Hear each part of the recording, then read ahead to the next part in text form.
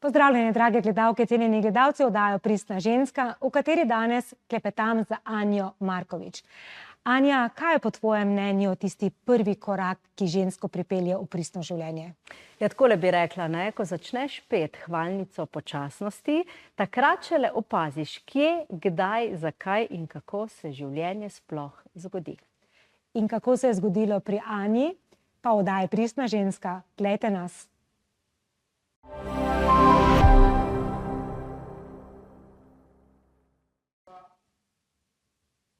Drage gledalke in cenjeni gledalci, prav lepo pozdravljeni in dobrodošli v oddaji Pristna ženska, v kateri spoznavamo navdihujoče zgodbe žensk, ki zaupajo vase, pristno izražajo sebe in sledijo temu, kar jih globoko izpolnjuje. Odkrivamo, kako svojo edinstvenostjo, intuicijo in pogumom ustvarjajo življenje, ki je v skladu z resnico njihovega srca, ter prinaša dodano vrednost tudi drugim. Vesela sem, da danes gostim izjemno žensko, ki jo poznamo z malih zaslonov, Anjo Markovič.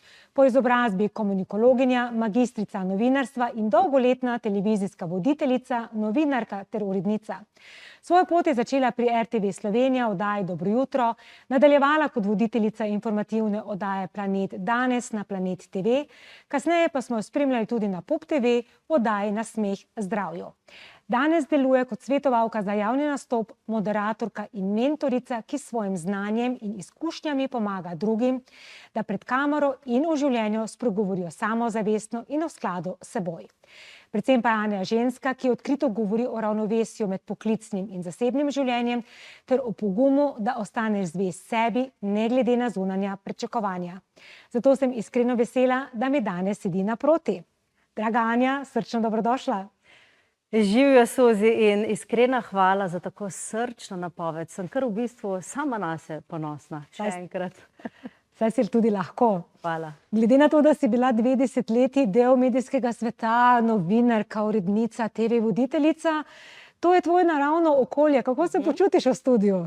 Ja, moram reči, da sem zdaj kar malo iz forme, ne. Potem, ko sem odšla na porodniško, se je moje življenje precej obrnilo na glavo, tako da namesto pod temi reflektorji sem več časa preživela pod milim nebom, pod sončnimi žarki.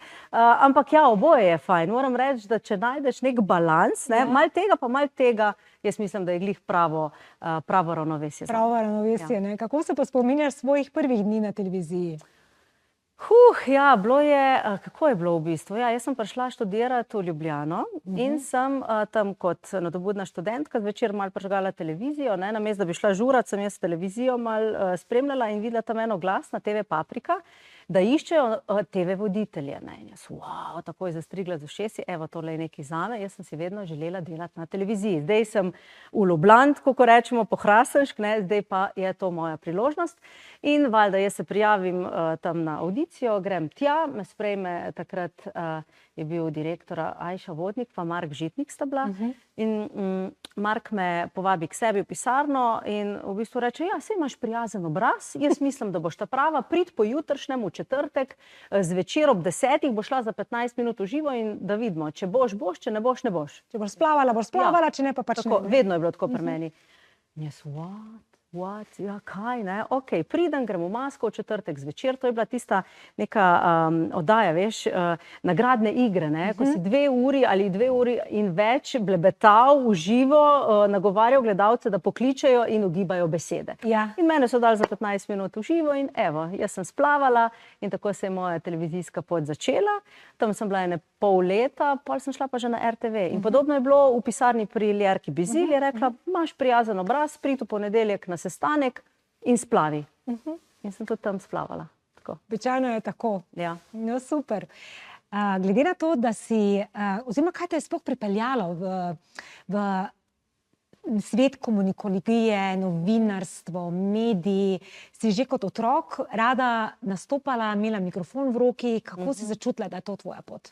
Ja, v bistvu že od nekdaj, odkar vem zase, zdaj v vrtcu zdaj glih ne vem, no, ali sem kaj nastopila ali ne, ampak v osnovni šoli pa ja, vedno sem jaz povezovala razne prireditve, dogodke, valeto, maturantski ples, Pa še prej, že v nižjih razredih sem recimo igrala v kakšnih igrah, predstavah, igrala sem tudi klavir, ne, veš, tudi tam je veliko nastopanja, ne, veliko fokusa. Tako da v bistvu je bil ta javni nastop vedno del mojega življenja, pa tudi ne samo recimo v šoli in v glasbeni šoli, tudi ko smo imeli recimo glih v takem času, prednovoletnem, smo se vedno, širša družina se je zbrala in mi smo vedno otroci popestrili večer staršem, ne. Oni so se sicer zabavali pa svoje, pa še mi poskrbeli. Tako, nastopali. Jaz sem vedno pripravila program in ga tudi povezvala in tudi recimo kako na klavir zaigrala in tako naprej.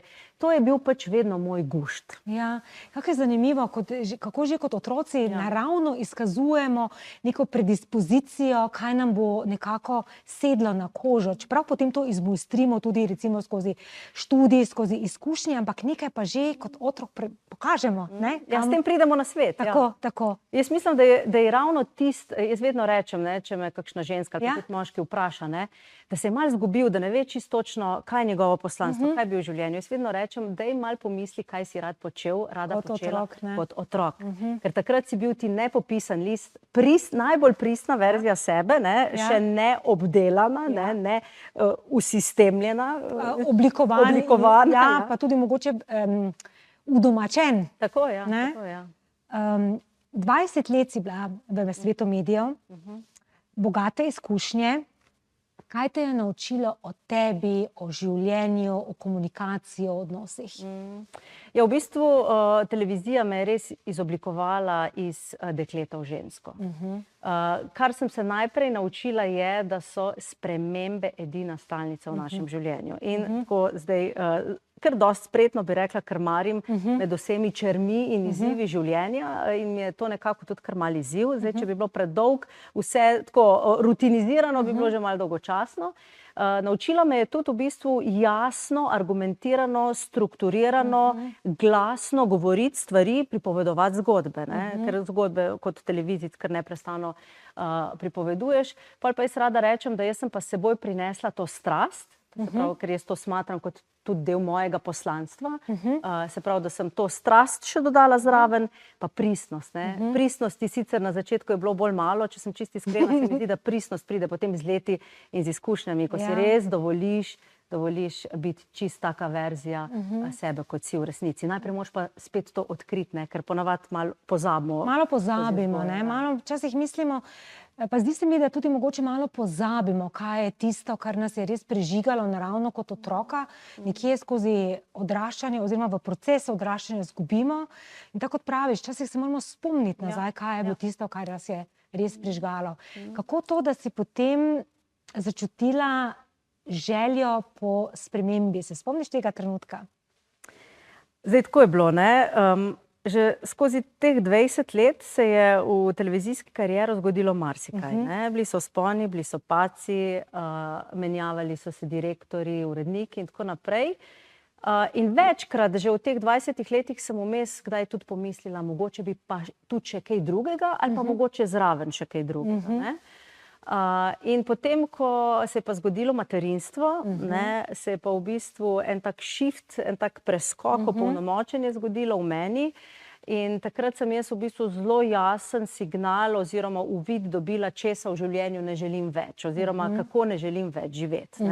In ker vsi vemo, da v bistvu neka stalna zaposlitev ali pa dnevna prisotnost v televizijskem svetu terja svoj davek, družinsko življenje sem pa tudi želela v polnosti živeti in biti prisotna mama in sem potem se nekako odločila, da se na dnevni bazi ne podam več v televizijske vode. Z veseljem bom še kak projekt sprejela, ampak ne več na dnevni bazi. Nič več za vsako ceno. Sem pa vmes, tudi potem, ko sem postala mamica, v bistvu res začutila eno tako, res tako opolnomočenje, neko tako moč v sebi in pogum, da si začnem slediti, kot da bi se v bistvu nek ta vrelec, ki je nekje spal, kako rečemo, kundalini, kača je spala in se je potem prebudila. Energija, ne? Ja, z rojstvom oziroma s porodom. Takrat sem se tudi jaz v polnosti rodila, bom rekla. Že prej bi rekla, da sem zelo polno živela, ampak da je pa materinstvo pri meni bila tista pika na i, ki mi je pa pomagala odstreči vse tiste malo speče delčke mene, ki so čakali, da vzbrstijo, recimo zdaj. Pravijo, da je porod ni samo porod nove zavesti, torej otroka, ampak da tudi porod nove ženske, da je to zelo transformativni proces in ti si ga zgleda res kot takega tudi doživela in te postavilo na novo izhodišče. O tem se bova pogovarjali v nadaljevanju. Počakajte z nami.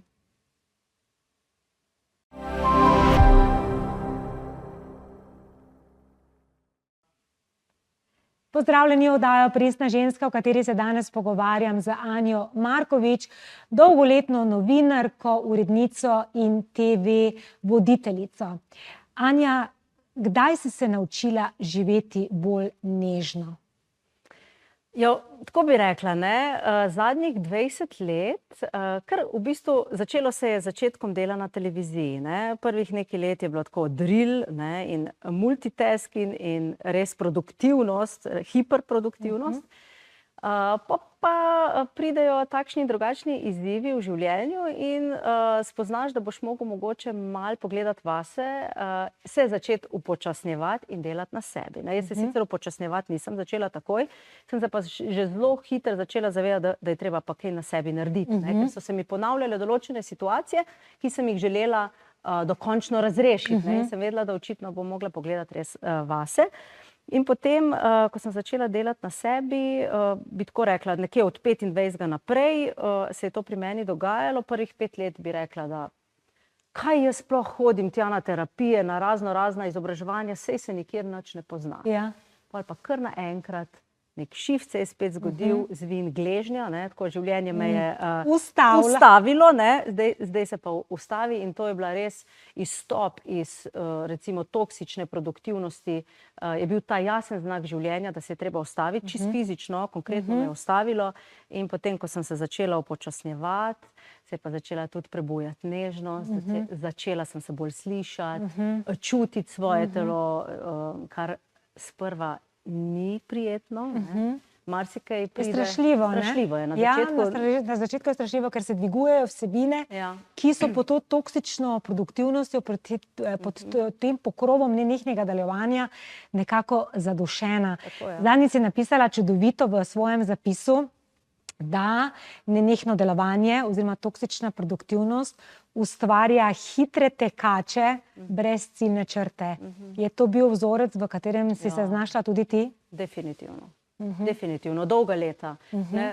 Moj način delovanja, recimo med 20 in 30 ali pa med 20 in 28, delo, 12 ur dela v recimo dnevno informativni oddaji, še prej recimo na Dobro jutro, zjutraj pred tem na bootcamp, bootcamp je tudi, vemo kaj, se pravi spet nek napor za telo, potem še 12 ur službe, potem je pa pač v dnevno informativnem programu, sploh ko smo začenjali na začetku, zagnani, ambiciozni, ekipa, duh, ta res strast, pa smo se pa še malo podružili zvečer, in to je bilo pač nekaj časa, recimo par mesecev takega delovanja in to je pač vedno terja svoj davek, na dolgi rok nikakor ne gre.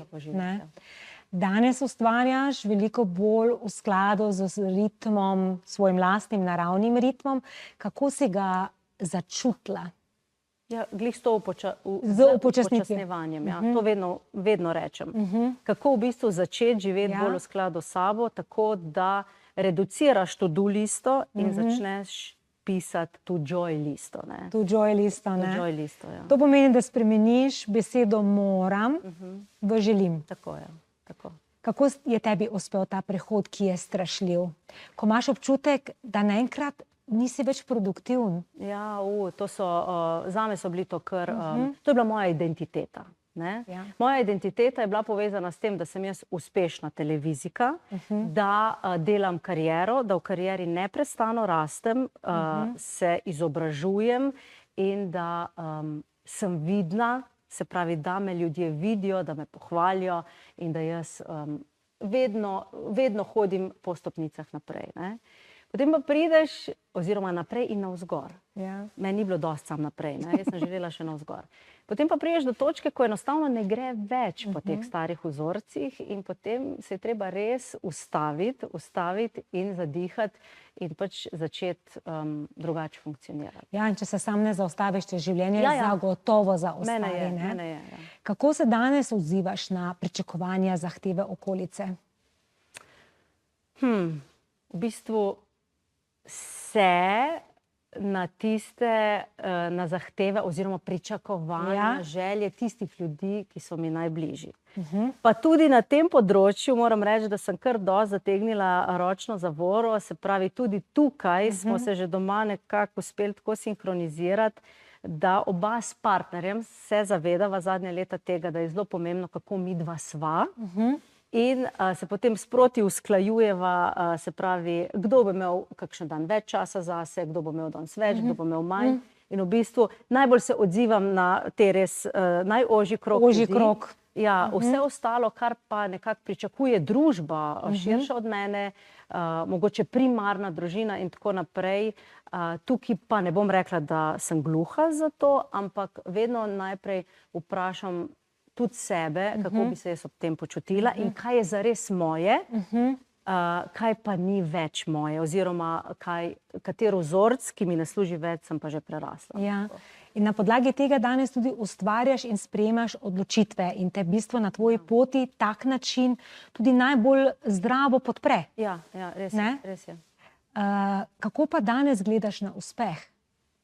Ko imaš to izkušnjo, ko zgubljaš neko identiteto, skozi katero se res dokazuješ, si v nekem prepoznavanju, oziroma svet ti priznava to vlogo. Mi je zelo blizu ta tvoj stavek, ker jaz sem se v identitete asistentke odlične navzgor in dlje našla, ampak tudi pri meni se je zgodil preobrat. In ja, je strašljivo, ampak dobimo potem skozi ta proces en čist drug pogled tudi na uspeh. Ja, definitivno.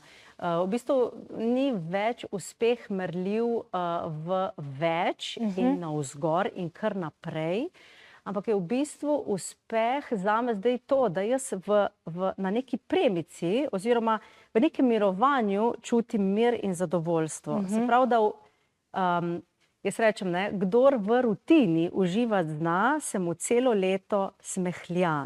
Zelo dobro. Da najdeš zadovoljstvo v rutini, se pravi, da si vsak dan naštimaš tako, da si miren in recimo, da večji del dneva zadovoljen. In da v bistvu spoznaš, da si dovolj tudi neproduktiven, da ti ni treba neprestano producirati novih stvari, novih uspehov, pridobivati novih znanj, biti vedno boljši. Da je v bistvu dovolj tudi, če si ranljiv, nemočen, oziroma da je v bistvu ravno v tem tudi tvoja moč, da si upaš sploh to priznati in to živeti. Sploh ženske, ker ženske v tej stanju biti, v katerega se moramo najprej sploh spet vrniti, pridobivamo to ženstvenost, to mehkobo, to modrost in spoštovanje ženskega cikla, ki ga v toksični produktivnosti zagotovo nimamo. Ne, jaz sem funkcionirala cel mesec kot se pravi... Linearno, ne? Ja, linearno, pač a je bila menstruacija ali ne, se znamo zaščititi in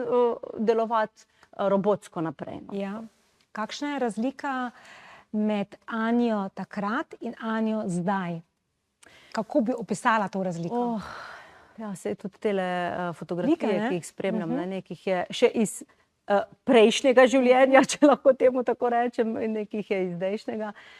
Ja, mislim, jaz bi rekla, da je Anja veliko bolj mehka, veliko bolj čutna,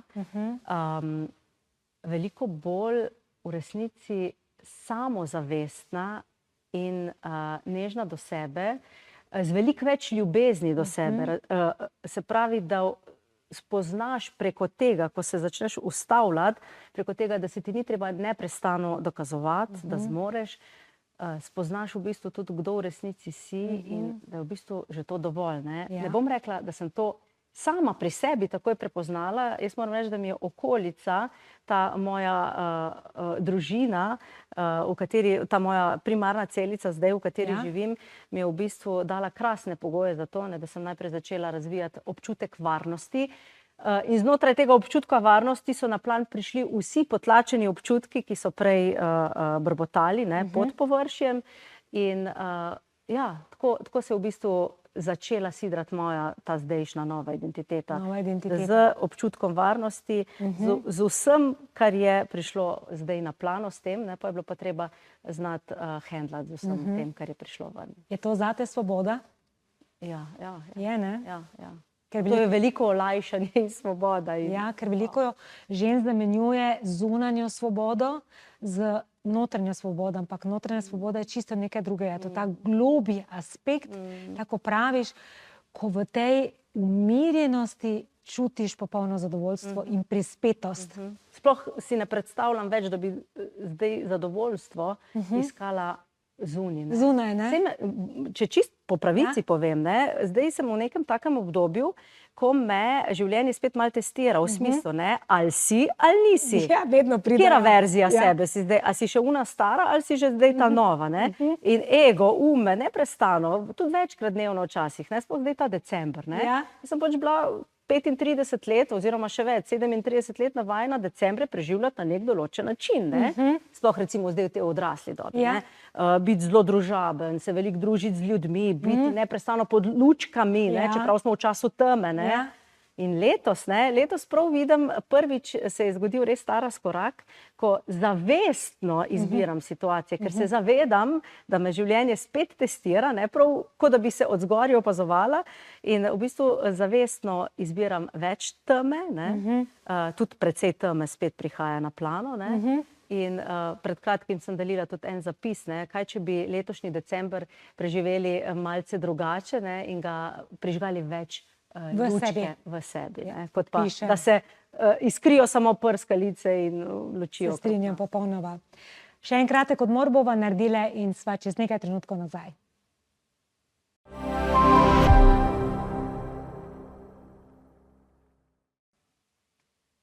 Pozdravljene, drage gledalke, cenjeni gledalci, nazaj oddajo Pristna ženska, v kateri se pogovarjam z Anjo Markovič, ki danes ustvarja v skladu samo s seboj.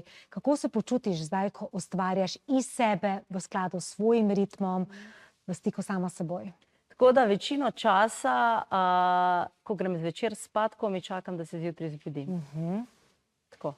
Tako nekako, ne? Tako naj bi bilo videti, ko ustvarjaš v skladu s sabo. Točno tako. In živiš, recimo, če prav se sliši, tako malo obrabljeno svoje poslanstvo. Ampak ja, je. Mi čakaš naslednji dan. Točno tako, ne? Pravi en pregovor, najdi tisto, kar te prižge in se komaj čakaš, da zjutraj vstaneš, zato ker bi rad to delal vsak dan znova. Tako imaš to rad. In ti si to svoje našla. Ampak si morala najprej pozalet za razcvet. Povej nam malo več o tem. Ja, v bistvu bi rekla, da je bilo leto 2025 moje leto, v katerem sem šla pozalet za razcvet. Tudi že kdaj prej, ampak najbolj zavestno v tem letu. Seveda se je spet moralo zgoditi, ker se nisem pravočasno v nekaterih stvareh ustavila. Me je letos maja ena situacija ustavila in takrat sem res ozavestila, ok, Anja, lej, enkrat je življenje že ustavilo z vinom gležnja, pa bo kdo rekel, pa se to ni nič kaj takega. Ja, ni, ampak jaz sem prepoznala že takrat pri 30-ih to sporočilo življenja. Zdaj pri 37,5 se je spet zgodila ena situacija, ki je za moje pojme bila bolj intenzivna in me je konkretno opozorila, lej, Anja, ti si zdaj postala mamica, Tudi tisto, kar si živela od 30 do 36, ko si postala mamica, je treba zdaj predrugačiti, ker tudi tisti vzorci ti zdaj vsi ne služijo več, a veš. Ti imaš zdaj recimo manjšo zalogo energije, ker jo daješ še majhni deklici, in ne moreš vsega delati tako, kot si, preden si postala mamica.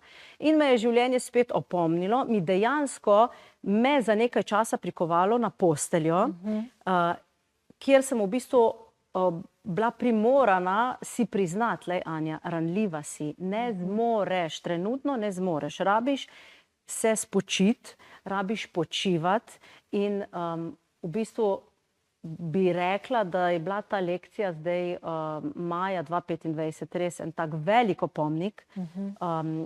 Na temo tega opomnika zdaj tudi pripravljam novo predavanje, ne, enega sem že naredila po Zalet za razcvet. Tega drugega z temi najnovejšimi spoznanji bom malo drugače poimenovala, ker me dejansko, saj tako čutim, tudi vodi zdaj v razcvet. Ne. Me je pa to obdobje, se pravi Zaleta za razcvet, učilo česa? Počitka, potem, ko sem postala mama.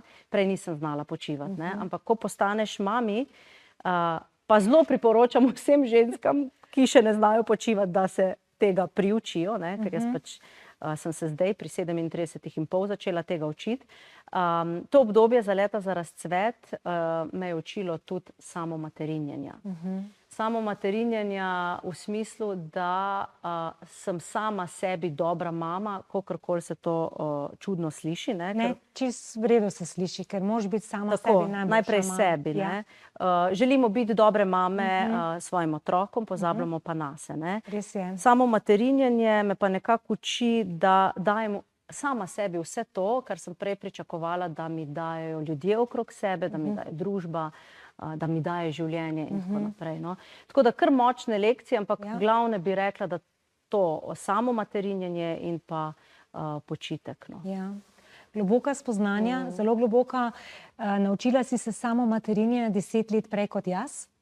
Okay, tako da ja, je to zelo, zelo pomembno spoznanje, da znamo sami do sebe biti nežni, čuteči in sočutni, ker če tega do sebe ne razvijemo, zelo težko to tudi dajemo drugim. Naprej, ne? In potem vedno pričakujemo od drugih, da nam bojo dali to, kar si moramo dati sami. Kaj je zate pristna ženska? Pristna ženska je zame ženska, ki glasno, ponosno, strastno razglaša svetu okrog sebe, kdo ona v resnici je. Ne samo vloga, ki jo igra. In to razglaša tako v svojem intimnem življenju, se pravi v zasebnem življenju, kot tudi v biznisu. Ne? Da si ena in ista oseba, ne? Da nisi kameleon, ki se prilagaja situacijam, ampak to ne rečem, da seveda, kdaj se čemu že prilagodiš, ampak ne pozabiš nase. Ne? Da si pa v svojem korenu, v svoji integriteti si pa popolnoma jasen, kdor si. Ne? Glede na to, da vzgajaš hčero, katere vrednote bi rada predala naprej, skozi katere si ti recimo sama prišla skozi svoj proces Zalet za razcvet? Da poskrbi zase v smislu samo materinjenja. Ko bo imela dobro vzgojiteljico, ko bo videla tebe. Tako, ja. Saj smo zgledi, ne. Ona je pač moje ogledalo, ne. Jaz takoj vidim, kje padam na izpitu, ne, ko vidim njene odzive, ne. Ker ona je pač moje ogledalo. Tako kot sem jaz, je ona, ne. In v bistvu, se pravi, samo naučila bi jo rada, da tudi ona obvlada samo materinjenje, s tem, ko sem jaz najboljši zgled, da si vzame počitek, da se nauči reči ne, da je pristna, avtentična, to, kar danes sva že večkrat poudarili, in da živi v bistvu to svojo resnico, da odkrije oziroma da nam pokaže, kdo v resnici je, da jo mi slišimo in da jo v bistvu na tej njeni poti podpremo, ne, da jo jaz želim po svoje prilagoditi, vzgojiti, in da ona živi moje neizživete želje, ne, ampak da v bistvu lahko živi sebe. Jaz mislim, da bo imela, da ima odlično podlago, zato ker si ti sama šla čez ta proces, veš, kaj to pomeni in jo boš lahko v najboljši meri tudi podprla, da bo že od malega stopila v to svojo pristnost. Da se ne bo kasneje rabila odučiti nekaj, zato da bo se spet vrnila v pristnost. Kateri trenutki so samo tvoji? Kaj te najbolj osrečuje, ko si sama s sabo? Jaz sem ljubiteljica časa zase. To je pač moj največji gušt. Uživati v samosti, ne osamljenosti, ampak v samosti, Tudi jaz. Ja, iti na sprehod v bližino ali pa v gozd, loviti sončne žarke, dati telefon na stran, takrat, ko grem sama recimo v gozd. Pa kaj je še tisto, kar me tudi zelo prižge? To, da so jutra moja počasna, prvih 5 požirkov vroče jutranje kave in potem zatem še 10-15 minutno razgibavanje telesa. Pač tega ne zamenjam za nič na svetu in tega tudi ne dam. To je, ne glede na vse moje dnevna rutina, razen če bi pač bila res bolna s 40 vročine, potem bi verjetno res ležala. Ampak to so pač dnevne rutine, ki me, če mi ne uspe v neki, recimo, hektiki, ki jo je sicer vedno manj dneva, si vzeti še kakšnih pol ure, uro zase, je pa to tisto, kar me res ohranja. Jaz sem vedno znova navdušena in navdihnjena, ko ženske povedo, kako preproste rituale imajo in jim to toliko pomeni, ampak ko res greš po zalet, za razcvet, šele prepoznaš, kako te preproste vsebine, kot je prvih 5 požirkov vroče kave v tišini, v samoti, v miru, naredi podlago za ves dan. Ja, tako zelo enostavno je. Tako zelo enostavno, da sploh ne moreš verjeti, da je tako zelo enostavno. Ampak ravno zaradi tega, ker vedno znova to slišim, je to res tisto, k čemer se vrnemo. Ko stopiš v pristnost, stopiš tudi v preprostost. Ja, res je. Dobro ugotovitev. Ja. Anja, midve bi lahko še zelo dolgo klepetali, ampak najin pogovor se počasi zaključuje, pa bi te prosila za zaključno misel, kaj bi želela, da predvsem najine gledalke odnesejo iz najinega pogovora? Kar precej imam teh nekih spoznanj, ki sem jih pred kratkim tudi pred enim letom, zdaj je bila prva obletnica izida mojih kartic navdiha spoznanja. Se pravi, ta spoznanja sem zapisala in so ravno namenjena ženskam, ki si želijo bolj lahkotno, bolj radostno živeti in bi jih tudi kar nagovorila, če smem. Ja, seveda.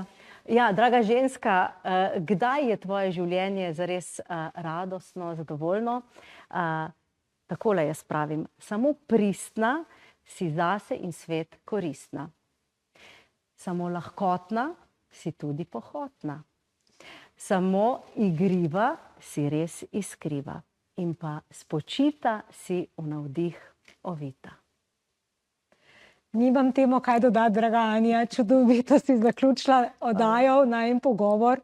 Jaz sem res iskreno vesela, da si danes prišla k meni in da sva poklepetali, da si tako iskreno podelila svojo zgodbo, nas popeljala v svojo ranljivost, v občutke, kako je bilo, ko si šla po zalet, za razcvet in ja, cvetiš in si najlepši dokaz. Navzven, ne? Navzven, od znotraj navzven cvetiš in to se vidi navzven. Hvala. In si res dokaz, kaj pomeni, ko se ženska vrne k sebi nazaj, spozna, kaj je njena edinstvenost in prižge preprostost in pristnost in se v stanju biti spočije, odpočije in prižge. Niga čez ta feeling. Hvala, Suzi. Ja, hvala tebi, draga Anja.